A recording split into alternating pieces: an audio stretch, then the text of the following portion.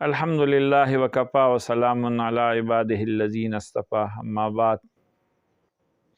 الحمدللہ پشتو زبان میں ہمارے چینل سے مختلف وظائف دعائیں نشر ہو رہی ہے۔ الحمدللہ بہت اچھے نتائج آ رہے ہیں۔ ساتھیوں کی مشکلات اللہ پاک حل فرماتے ہیں۔ اردو زبان والے حضرات کا بہت تقاضا تھا کہ آپ یہ وظائف اردو میں بھی نشر کر لیا کریں۔ آج اس کی ابتدا ہے۔ آج کل پریشانیاں، مشکلات، دکھ اور تکلیف بہت زیادہ ہو گیا ہے۔ حضرت ابو ہریرہ رضی اللہ تعالیٰ عنہ فرماتے ہیں کہ ایک روز میں رسول اللہ صلی اللہ علیہ وسلم کے ساتھ باہر نکلا، ایسی حالت میں کہ میرا ہاتھ محبوب پیغمبر صلی اللہ علیہ وسلم کے مبارک ہاتھوں میں تھا۔ آپ صلی اللہ علیہ وسلم کا گزر ایک ایسے شخص پر ہوا جو بہت زیادہ شکستہ حال اور پریشان تھا۔ محبوب پیغمبر صلی اللہ علیہ وسلم نے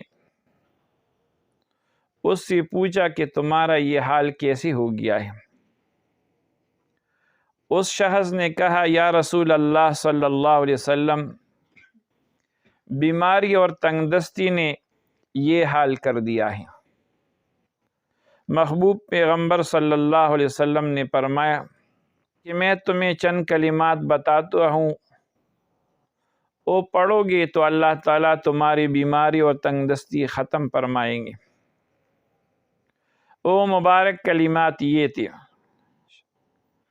توکلت علی الحی الذی لا یموت وقل الحمد للہ الذی لم یتخذ ولدا ولم یکن لہ شریک فی الملک ولم یکن لہ ولی من الذل وکبرہ تکبیرا۔